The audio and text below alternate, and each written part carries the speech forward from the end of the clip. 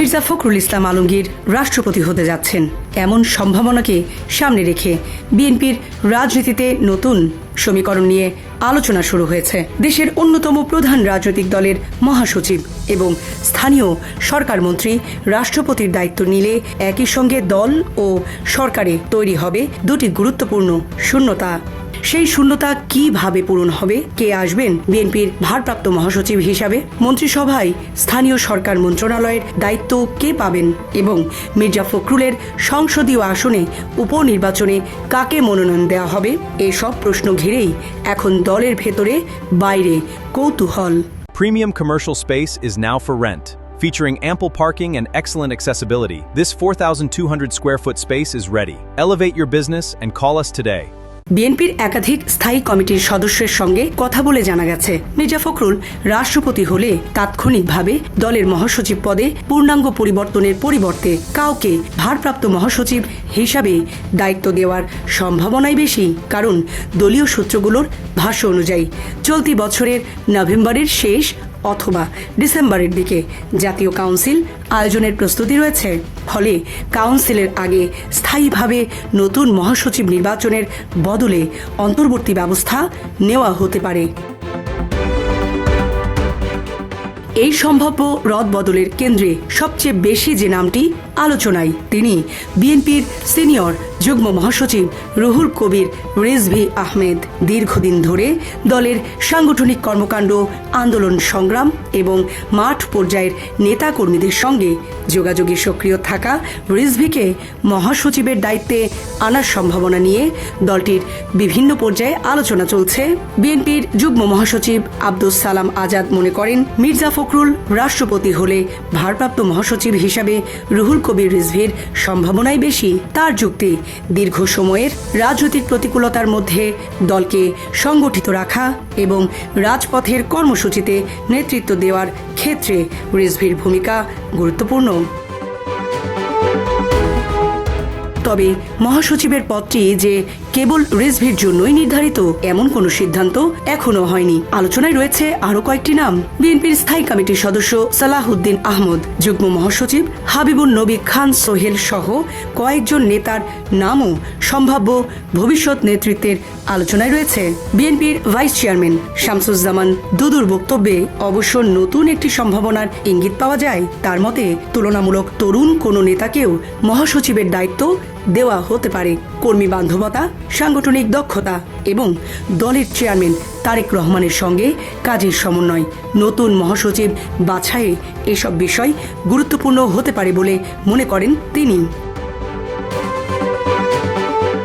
এখানেই বিএনপির নেতৃত্বের সম্ভাব্য পরিবর্তনের সবচেয়ে গুরুত্বপূর্ণ দিকটি সামনে আসে। মির্জা ফখরুলের স্থলাভিষিক্ত ব্যক্তি শুধু সাংগঠনিকভাবে দক্ষ হলেই চলবে না, তাকে দলের বর্তমান চেয়ারম্যান তারেক রহমানের সঙ্গে ঘনিষ্ঠ সমন্বয়ে কাজ করতে হবে। বিশেষ করে সরকার পরিচালনার পাশাপাশি দলীয় কর্মকাণ্ড, সাংগঠনিক সিদ্ধান্ত এবং মাঠ পর্যায়ের নেতাকর্মীদের সঙ্গে যোগাযোগের ভারসাম্য রক্ষা করাই হবে নতুন মহাসচিবের বড় চ্যালেঞ্জ।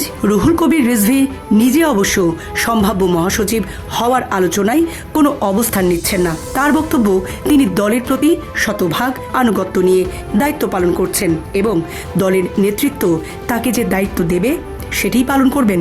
ভারপ্রাপ্ত মহাসচিব নিয়ে কোনো সিদ্ধান্ত হয়েছে কি না জানতে চাইলে তিনি জানিয়েছেন, এ বিষয়ে তিনি কিছুই জানেন না।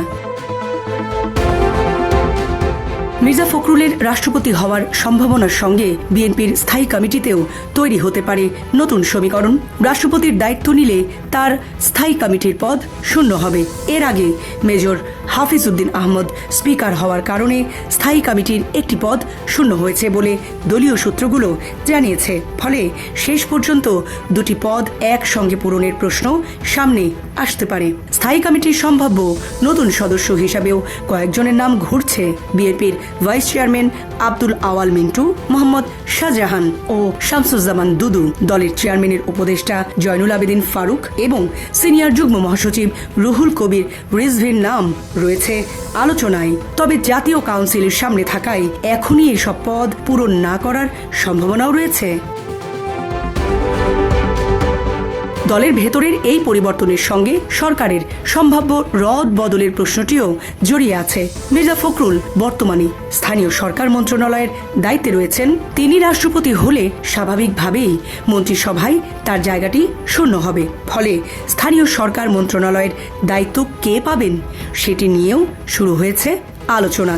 সরকার সংশ্লিষ্ট সূত্রগুলোর মতে স্থানীয় সরকার মন্ত্রণালয়ের বর্তমান প্রতিমন্ত্রী শাহে আলমকে পূর্ণমন্ত্রী করার একটি সম্ভাবনা রয়েছে। পাশাপাশি বর্তমান স্বরাষ্ট্রমন্ত্রী সালাহউদ্দিন আহমদের নামও স্থানীয় সরকার মন্ত্রণালয়ের দায়িত্বের সম্ভাব্য তালিকায় রয়েছে। তবে এ বিষয়ে এখনো কোনো আনুষ্ঠানিক সিদ্ধান্ত হয়নি। রাষ্ট্রপতি নির্বাচন প্রক্রিয়া চূড়ান্ত হওয়ার পরই মন্ত্রিসভায় সম্ভাব্য পরিবর্তনের বিষয়টি স্পষ্ট হতে পারে। তবে মির্জা ফখরুলের রাষ্ট্রপতি হওয়া শুধু দল ও সরকারের নেতৃত্বের সমীকরণই বদলাবে না, তার সংসদীয় আসন নিয়েও নতুন প্রশ্ন তৈরি করবে। রাষ্ট্রপতি হলে তার আসন শূন্য হয়ে উপনির্বাচনের প্রয়োজন হবে। সেই নির্বাচনে বিএনপির প্রার্থী কে হচ্ছেন তা নিয়েও ইতিমধ্যে নেতাকর্মীদের মধ্যে আলোচনা শুরু হয়েছে। বিশেষ করে মির্জা ফখরুলের পরিবারের কোনো সদস্যকে প্রার্থী করা হবে কি না, নাকি দলীয় রাজনীতিতে সক্রিয় অন্য কোনো নেতাকে মনোনয়ন দেওয়া হবে, এ নিয়ে কৌতূহল রয়েছে। তবে এ বিষয়ে এখন পর্যন্ত কোনো সিদ্ধান্তের কথা জানা যায়নি। সব মিলিয়ে মির্জা ফখরুলের সম্ভাব্য রাষ্ট্রপতি হওয়ার বিষয়টি বিএনপির সামনে একসঙ্গে কয়েকটি সাংগঠনিক ও রাজনৈতিক প্রশ্ন দাঁড় করিয়েছে।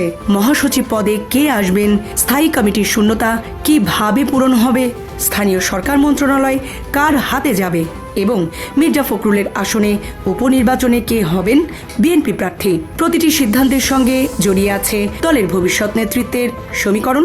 জীবন অবাক না করলে কে করবে? 28% মিল্ক ফ্যাটের অবাক করার সাথে ফ্রেশ মিল্ক পাউডার। জীবন অবাক করুক প্রতিদিন।